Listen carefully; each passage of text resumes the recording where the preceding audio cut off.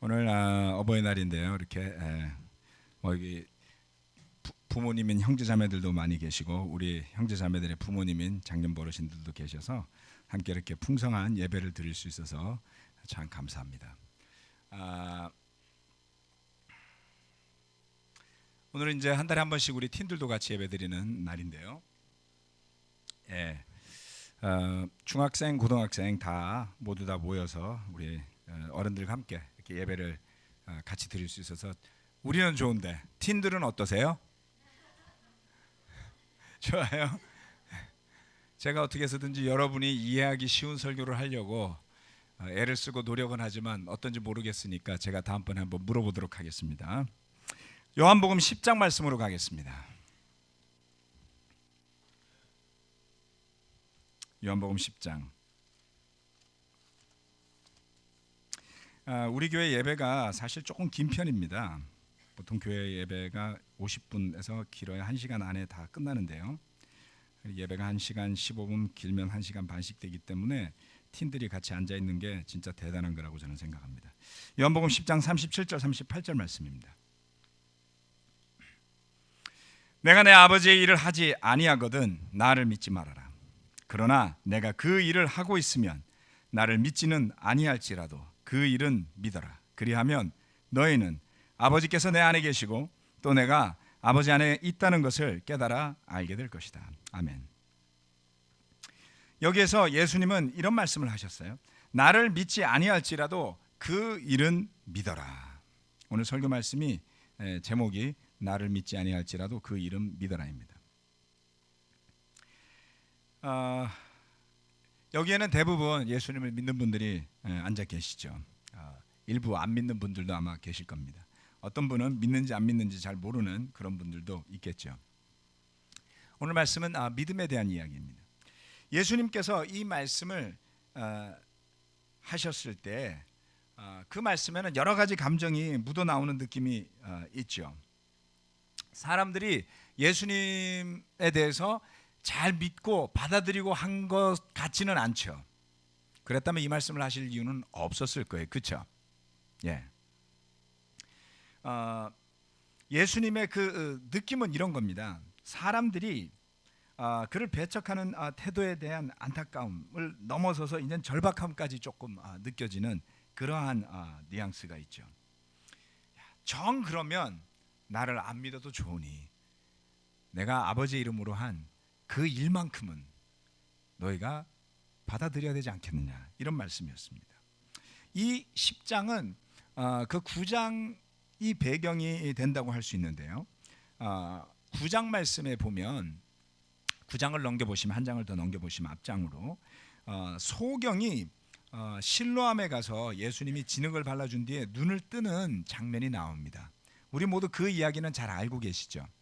네, 실로암 이야기가 나오는 것입니다. 9장으로 한번 가셔서 같이 말씀을 좀 보겠습니다. 9장 가시면 1절에 이런 말씀이 있습니다. 요한복음 9장 1절 말씀입니다. 예수께서 가시다가 날 때부터 눈먼 사람을 보셨다. 제자들이 예수께 물었다. 선생님, 이 사람이 눈먼 사람으로 태어난 것이 누구의 죄 때문입니까? 이 사람의 죄입니까? 부모의 죄입니까? 예수께서 대답하셨다. 이 사람이 죄를 지은 것도 아니요 그의 부모가 죄를 지은 것도 아니다. 하나님께서 하시는 일들을 그에게서 드러내시려는 것이다. 우리는 나를 보내신 분의 일을 낮 동안에 해야 한다. 아무도 일할 수 없는 밤이 곧 온다. 내가 세상에 있는 동안 나는 세상의 빛이다. 예수께서 이 말씀을 하신 뒤에 땅에 침을 뱉어서 그것으로 진흙을 개어 그의 눈에 바르시고 그에게 실로암 못으로 가서 씻으라고 말씀하셨다. 실로암은 번역하면 보냄을 받았다는 뜻이다. 그 눈먼 사람이 가서 씻고 눈이 밝아져서 돌아갔다. 이웃 사람들과 그가 전에 거지인 것을 보아온 사람들이 말하기를 이 사람은 앉아서 구걸하던 사람이 아니냐 하였다. 다른 사람들 가운데는 이 사람이 그 사람이다 하고 말하는 사람도 더러 있었고 또 더러는 그가 아니라 그와 비슷한 사람이다 하고 말하기도 하였다. 그런데 눈을 뜨게 된 그 사람은 내가 바로 그 사람이요 하고 말하였다. 사람들이 그에게 물었다. 그러면 어떻게 눈을 뜨게 되었어? 그가 대답하였다. 예수라는 사람이 진흙을 개어 내 눈에 바르고 나더러 실로암에 가서 씻으라고 하였어. 그래서 내가 가서 씻었더니 보게 되었어. 사람들이 눈을 뜨게 된 사람에게 묻기를 그 사람이 어디에 있소 하니 그는 모르겠소 하고 대답하였다. 사건이 벌어졌어요. 그런데 다른 사건과 다르게 뭐 여기에도 여러 가지 살필 부분이 있지만 그 다음을 보면, 자, 일단 나면서부터 소경이었던 사람이 눈을 뜨게 된 사건이 벌어졌죠. 사람들은 그것을 보고 이 사람이 그 사람이냐 아니냐를 놓고 이야기를 하던 중에 이 소경이 내가 바로 그 사람이요 라고 확인을 했습니다. 13절, 그들은 전에 눈먼 사람이었던 그를 바리새파 사람들에게 데리고 갔다. 그런데 예수께서 진흙을 개어 그의 눈을 뜨게 하신 날이 안식일이었다. 바리새파 사람들은 또다시 그에게 어떻게 보게 되었는지를 물었다. 그는 그분이 내 눈에 진흙을 바르신 다음에 내가 눈을 씻었더니 이렇게 보게 되었습니다 하고 대답하였다. 바리새파 사람들 가운데 더러는 말하기를 안식일을 지키지 않는 것으로 보아서 그는 하나님에게서 온 사람이 아니오 하였고, 더러는 죄가 있는 사람이 어떻게 그러한 표징을 행할 수 있겠소 하고 말하였다. 그래서 그들 사이에 의견이 달라졌다. 이제 바리새파 사람들한테까지 이야기가 들어갔습니다. 17절, 그들은 눈 멀었던 사람에게 다시 물었다. 그가 당신의 눈을 뜨게 하였는데 당신은 그를 어떻게 생각하오? 그가 대답하였다. 그분은 예언자입니다. 유대 사람들은 그가 전에 눈먼 사람이었다가 보게 되었다는 사실을 믿지 않고 마침내 그 부모를 불러다가 물었다. 이 사람이 날 때부터 눈먼 사람이었다는 당신의 아들이요, 그런데 지금은 어떻게 보게 되었소? 부모가 대답하였다. 이 아이가 우리 아들이라는 것과 날 때부터 눈먼 사람이었다는 것은 우리가 압니다. 그런데 우리는 그가 지금 어떻게 보게 되었는지도 모르고 또 누가 그 눈을 뜨게 하였는지도 모릅니다. 다 큰 사람이니 그에게 물어보십시오. 그가 자기 일을 이야기할 것입니다. 그 부모는 유대 사람들이 무서워서 이렇게 말한 것이다. 예수를 그리스도라고 고백하는 사람은 누구든지 회당에서 내쫓기로 유대 사람들이 이미 결의해 놓았기 때문이다. 자, 이제 부모도 등장하고요, 바리새파 사람도 등장을 합니다.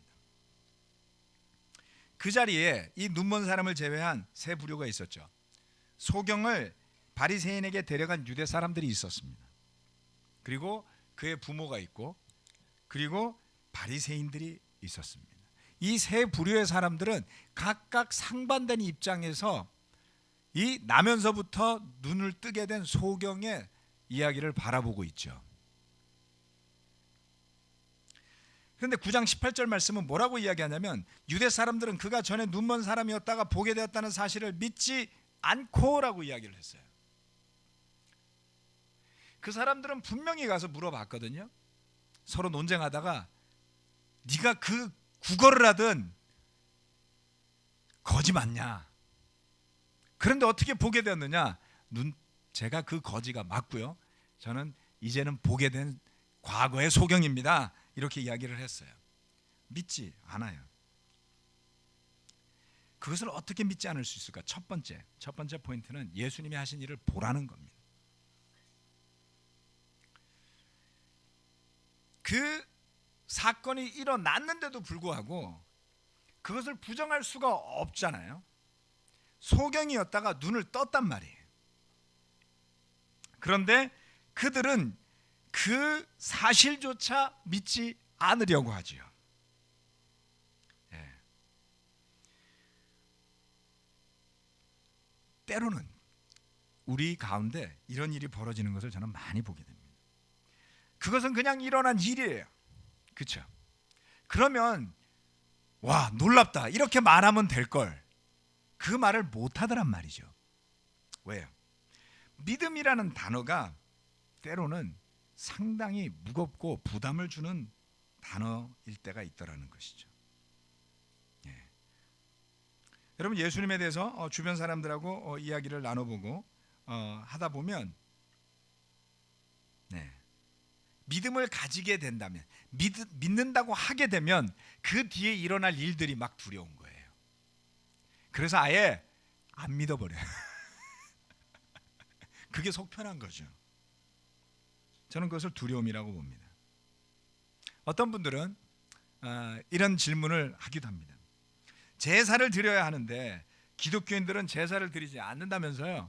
이렇게 물어보시는 분들이 많아요. 그 이야기는 믿기 싫다는 이야기예요. 제사를 못 드리게 하기 때문에 저는 믿을 생각이 없습니다. 또 주로 남자들이 많이 하는 이야기는 술 담배를 끊어야 한다던데 제대로 된 교회를 보고 오셨군요. 그러면 무슨 재미로 살겠습니까? 저는 못 믿겠습니다. 여자분들은 뭐라 그러면서 핑계를 대던가요? 제가 여자 공부를 안 해봐가지고 여자분들은 주로 무슨 핑계를 대면서 믿기 어렵다고 이야기하나요? 결혼요? 아니에요. 아, 그런가요? 여자분들은 뭐 기독교가 매일 쇼비니즘에 빠져 있는 것 같아요. 뭐 예를 들면 그런 건가요? 순종? 그건 나중에 나오는 이야기인데. 오케이, 알겠습니다. 남편에게 순종하라 뭐 이런 말도 안 되는 21세기에 무슨 조선시대도 아니고 교회 가면 그런 거 가르친다면서요. 저는 못 믿겠어요. 뭐 예를 들어서 여자분들은 그러나요? 여자분들은 별로 이렇게 뭐 핑계가 없으신가 봐. 남자로 태어난 게 나도 자매 공부나 인도할 걸.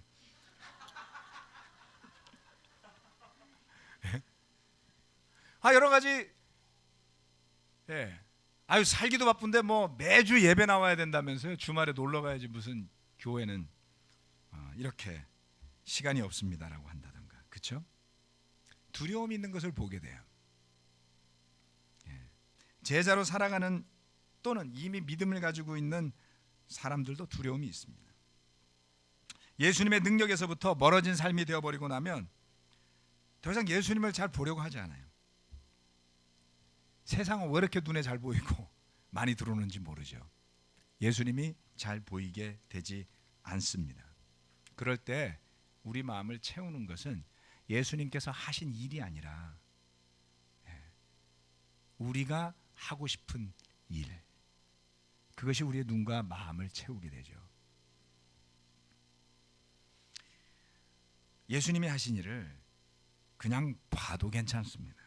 요한복음 1장으로 가보면, 여기를 접어놓으시고 요한복음 1장으로 함께 가보시겠습니다.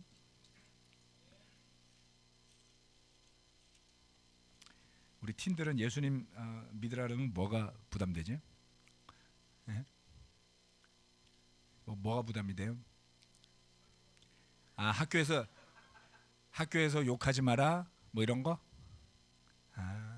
오케이. 욕 실컷 하세요. 세례받기 전에.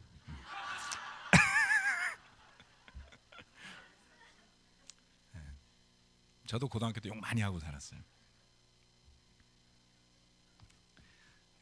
참 여담인데 제 아내는 욕의 의미도 잘 모르더라고요. 그래서 욕인지도 몰라요. 참 편하죠. 그렇게 어떻게 살았는지 이해가 안 가. 자, 요한복음 1장 1장 32절 말씀 제가 보겠습니다. 요한이 또 증언하여 말하였다. 나는 성령이 비둘기같이 하늘에서 내려와서 이분 위에 머무는 것을 보았습니다. 나도 이분을 몰랐습니다. 그러나 나를 보내어 물로 세례를 주게 하신 분이 나에게 말씀하시기를 성령이 어떤 사람 위에 내려와서 머무는 것을 보거든 그가 바로 성령으로 세례를 주시는 분임을 알아라 하셨습니다. 그런데 나는 그것을 보았습니다. 그래서 나는 이분이 하나님의 아들이라고 증언하였습니다. 보았습니다. 빗줄을 쫙 그셔야지 돼. 다음날 요한이 다시 자기 제자 두 사람과 같이 서 있다가 예수께서 지나가시는 것을 보고서 보아라, 하나님의 어린 양이다 하고 말하였다.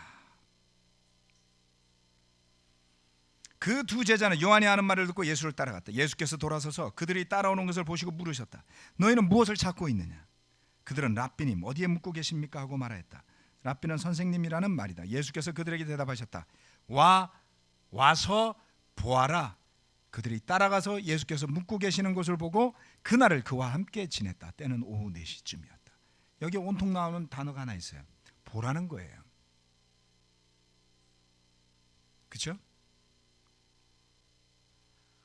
요한에게 하나님께서 가르쳐 주셨어요. 성령이 어떤 사람 위에 내려와서 머무는 것을 보거든 그가 바로 성령으로 세례를 주시는 분임을 알아라. 그런데 나는 그것을 보았습니다. 세례 요한의 눈에 보였단 말이에요. 그래서 요한은 그것을 받아들이게 됩니다. 요한의 제자들에게 요한은 이야기를 했어요. 봐라, 하나님의 어린 양이다.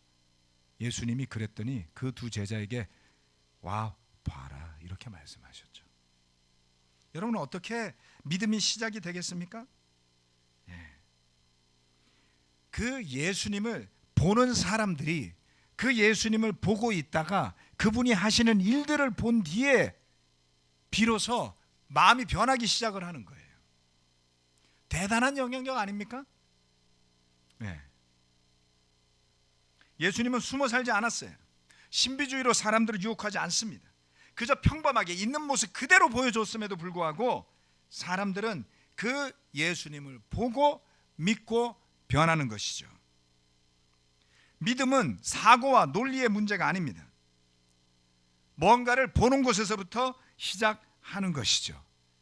여러분, 믿음 가운데 살고 싶다면 날마다 예수님을 보며 살아야 합니다. 말씀 속에서 살아 숨쉬는 예수님의 모습과 그의 가르침을 봐야만 하는 것이죠. 그리고 거기에 분명 세상의 가르침과 논리와 다른 진리가 있음을 깨닫게 될 때에 우리의 생각이 변하는 겁니다. 성경을 무슨 도덕의 그 지침서 정도로 생각하시는 분들은 성경을 읽을 수가 없어요. 엄청 재미없습니다. 군대에서 가면 FM이라는 책이 있어요. 그 FM이 FM 방송이 아니고요, 필드 매뉴얼의 줄임말입니다. 야정 교범이란 뜻이에요. 교범이 이만큼 있습니다. 너무 두꺼워서 저는 잘 보기 싫었어요. 그런데 그 교범을 보기 시작하는 때가 있습니다. 언제냐면 정말 잘 싸우고 싶을 때예요. 잘 싸우는 방법을 설명을 해놓은 것이죠. 보신 적 없죠? 군대 갔다 온 형제들 야정 교본 보셨어요? 조교니까 봤죠. 우리 조성원 형제 조교 출신입니다. 대부분 군대를 가도 교범 안 보잖아요. 그렇죠? 관심이 없는 거예요. 대부분의 병사들은 조교가 보여주는 시범만 봐요. 그 조교는 FM을 보게 돼 있죠. 즉 성경 말씀이 도덕적으로 살라는 가르침만 있다고 생각하면 무슨 재미겠어요. 그런데 그 말씀 안에 능력이 들어있고 그 말씀의 능력을 통해서 우리가 진리를 향해서 생명을 향해서 세상의 흐름과 다른 곳으로 갈 수 있다고 믿는다면 우리는 그것을 볼 수 있는 힘을 가지게 되는 것이죠. 저는 성경을 공부하다 보면 담배를 좋아하시는 분들이 상당히 많습니다. 그리고 그분들이 성경 공부를 시작한 뒤에 머지않아 느껴요. 아무도 담배를 안 핀다는 걸. 그리고 서서히 부담을 느끼기 시작하죠. 누군가 한두 명쯤은 옆에서 담배를 피워주면 본인도 편안하게 생각하겠는데 압박감을 느끼다 못해 결국은 고백을 합니다. 세례받으면 담배 끊어야 되나요? 피고 싶을 때까지 그냥 피세요. 담배가 그렇게 좋은 걸 어떻게 끊게 합니까? 그러나 언젠가 예수님이 더 좋아지는 때가 올 겁니다. 여러분, 우리가 너무 하고 싶은 일 때문에, 너무 보고 싶은 것 때문에 예수님께서 하신 일을 그게 아니라고 말하지는 말자고요. 그렇죠? 네. 고집 때문에, 내 사고 때문에, 내 가치 때문에, 내가 옳다고 생각하는 것 때문에 예수님이 하신 일을 무시하게 되면 믿음은 결코 생겨나지도 자라지도 않습니다. 예수님께서 하신 일을 그대로 지켜보는 것부터 시작해 보기를 저는 권해드립니다. 여러분의 믿음이 흔들리고 있습니까? 보는 곳에서부터 시작하십시오. 의외로 복음과 전혀 상관없는 것들이 여러분의 마음, 여러분의 눈, 여러분의 생각, 감정을 가로막고 있는 것을 보실 수 있으리라 저는 생각합니다. 예수님이 하신 일을 보십시오. 두 번째, 믿으라는 겁니다. 다시 9장으로 돌아가 봅시다. 요한복음 9장 35절 말씀. 바리새파 사람들이 그 사람을 내쫓았다는 말을 예수께서 들으시고 그를 만나서 물으셨다. 내가 인자를 믿느냐? 그가 대답하였다. 선생님, 그분이 어느 분입니까? 내가 그분을 믿겠습니다. 이 사람이 눈을 떴는데 예수님을 본 적이 없잖아요. 그렇죠? 예수님이 진흙 바르고 실로암에 가서 씻으라 해서 그 목소리만 듣고 가서 씻었더니 눈이 떠졌단 말이에요. 그래서 예수가 어떻게 생겼는지 몰라요. 지금 예수님을 보면서 대답을 하고 있었죠. 9장 37절 예수께서 그에게 말씀하셨다. 너는 이미 그를 보았다. 너와 말하고 있는 사람이 바로 그이다. 그는 주님, 내가 믿습니다 하고 말하고서 예수께 엎드려 절하였다. 예수를 본 뒤에 일어날 변화는 그를 믿는 것입니다. 예수님께서 처음에 읽어드렸던 요한복음 10장 37절 38절 말씀에서 말씀하셨어요. 내가 그 일을 하고 있으면 나를 믿고 싶지 않아도 내 출신이 마음에 안 들어서, 예수님이 나사렛 출신이잖아요. 그렇죠? 목수 출신이잖아요. 바리새파 출신이 아니잖아요. 바리새파 사람들이 별로 탐탁지 않게 생각했어요. 우리나라도 그런 거 있잖아요. 그렇죠? 경상도 출신, 전라도 출신, 그 다음에 또 뭐 있죠? 금수저, 흑수저. 갈수록 사회가 변화하면서 새로운 것들이 막 나타나죠. 뭔가 우리가 눈에 가려져서 그 복음을 있는 대로 보려고 하기보다는 그 사람이나 그 집단을 자꾸 판단하려 할 때가 있죠. 그 사람이 싫어도, 심지어는 복음을 전하는 사람이 마음에 들지 않는다 할지라도 그 일은 믿으라고 예수님이 말씀하셨어요. 여러분, 우리는 매우 감성적으로 편협되기 쉬운 존재들입니다. 옳은 일이에요. 그래서 내가 싫은 사람이 하고 있으면 그냥 싫어요. 그래서 그거 틀렸다라고 말하죠. 그죠? 그래 본 적 없으세요? 부부싸움하고 나면 다 싫잖아요. 다 부정하잖아요. 막 그 순간만큼은 싫으니까. 물론 계속되면 큰일 납니다. 짧게 끝나요.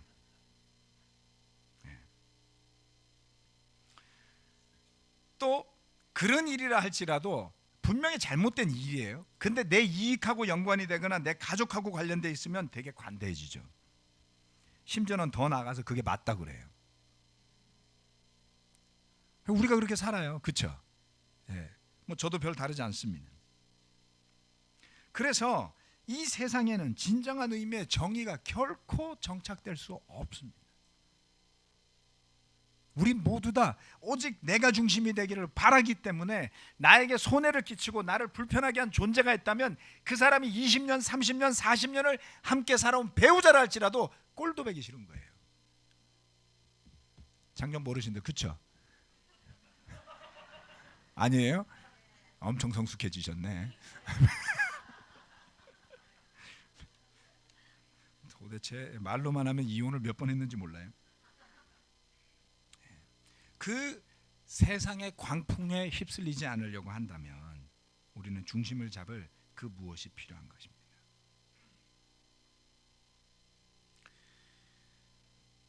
여기에서 예수님이 말씀하신 거예요. 나를 믿지는 아니할지라도 그 일을 믿는다면 너희는 아버지께서 내 안에 계시고 내가 아버지 안에 있다는 것을 깨달아 알게 될 것이다. 때로는 마음에 안 들어요. 때로는 불편해요. 그런데 하나님 안에서 이루어진 일들을 보고 그것을 찬양할 수는 있어야 된다는 것이죠. 그럴 마음과 믿음의 준비가 되어 있습니까? 때로는 내가 별로 마음에 안 드는 바이블톡 인도자가 누군가를 세례 줄 때가 있어요. 우리 그 천사들 아니에요, 여러분? 그렇죠? 서로 좀 마음에 안 들 수도 있고 불편할 수도 있어요. 근데 그 사람이 이렇게 세례를 누군가를 막 주고 있으면 몇몇 가지 마음이 생기죠. 이걸 박수를 쳐야 하나, 어떻게 해야 하나, 이런 마음을 가질 때도 있습니다. 저라고 그런 마음 없었겠습니까? 그런데 결정을 하는 거예요. 누군가가 구원받는 것은 기쁜 일이잖아요. 그래서 박수를 치는 거죠. 세상은 그렇지 않죠. 선거 때마다 여권이 되느냐 야권이 되느냐에 따라서 하던 정책도 비판하고 그렇잖아요. 말도 달라지고. 그래서 사람들이 되게 그걸 싫어하지만 다 똑같이 하고 살면서 왜 싫어하는지 전 모르겠어요. 우리 다 그래요. 세상 그렇지 않습니까? 그런데 복음 안에서는 그러지 말라는 겁니다. 옳은 것을 옳다고 말하고 선한 것을 선하다고 하고 악한 것을 악하다고 하라 그랬어요. 내가 한 일이라 할지라도 악한 것은 악하다고 인정할 수 있어야지 됩니다. 상대가 한 일이라 할지라도 선한 것을 선하다고 인정할 수 있어야지 됩니다. 하나님께서 하신 일을 보고 축하하고 박수칠 수 있어야 하는 것입니다. 그럴 때에 그 가족이, 그 바이블톡이, 그 교회가 하나님의 말씀의 토대로 세워지는 그룹으로 변화하는 것이죠. 이익과 관계없습니다. 때로는 믿음을 가지고 산다는 것이 우리에게 손해를 가져다 줄 수도 있습니다. 저는 많은 분들이 예수님을 믿고 믿음의 삶을 시작하면서 뭔가 기대를 가지고 시작하는 것을 느껴요. 그것을 제가 다 알지는 못하지만 한 가지는 제가 압니다. 가다 보면 자기가 기대한 것과 분명히 다른 상황에 직면할 때가 올 거라는 거예요.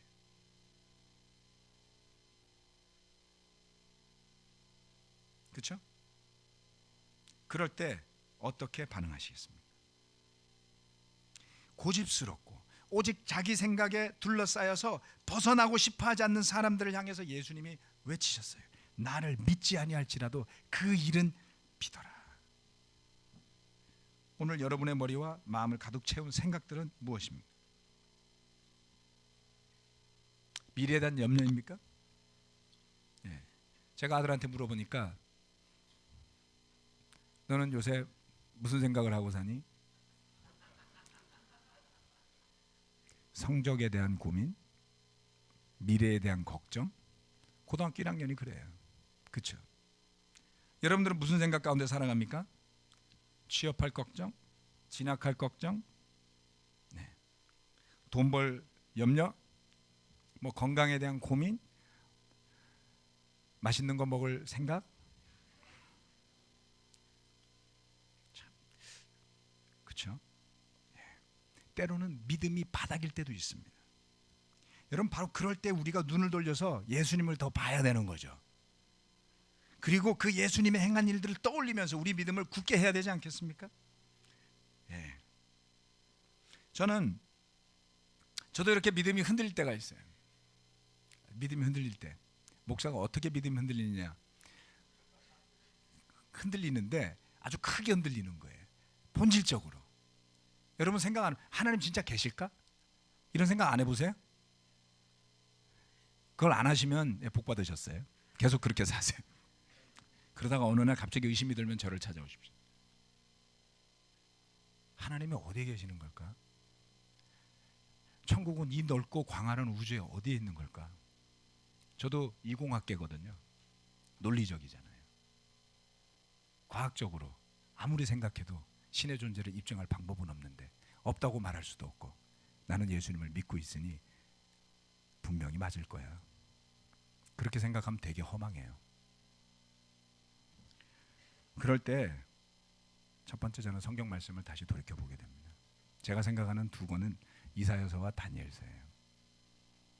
이사야서는 예수님께서 살아 계시던 당시 인용되었던 성경이었고, 그 이사야서에는 예수님을 예언하잖아요. 예수님 오시기 700년 전에 쓰여진 책에 예수님을 예언한 책을 예수님이 오셔서 인용했는데 이보다 더한 증거가 어디 있어요? 다니엘의 예언서도 그렇습니다. 저는 구약의 예언서들이 저의 믿음이 흔들릴 때 그 중심을 꽉 잡아주는 토대가 되죠. 두 번째는 일어났던 많은 기적들입니다. 내 힘으로 할 수 없었던, 그렇죠? 내 능력으로 해낼 수 없었던 기적 같은 세례받은 사람들, 기적같이 변화된 사람들이요. 여러분 상담받으면 좋아져요. 어느 정도 가서 상담도 많이 받으세요. 필요하면은 신경정신과도 꼭 찾아가세요. 번 돈으로 치료받을 수 있으면 좋습니다. 저는 많이 권합니다. 저도 가고 싶어요. 어떨 때 힘들 때는 제가 만나갖고 우울증 약도 달라 그런 적도 있어요. 안 주시더라고요. 약 좀 달래는데 왜 안 주시는지 모르겠어요.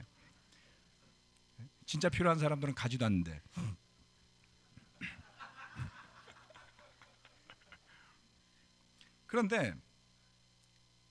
그런데 상담으로 치료로 해결되지 않는 일들 분명히 존재합니다. 상담 때문이 아니라, 치료 때문이 아니라 하나님의 능력 때문에 변화되어진 일들이 있지 않습니까? 깨어지기 일보 직전의 부부관계를 상담으로 되돌이켜 놨다고 그것이 지속적으로 발전하지는 않아요.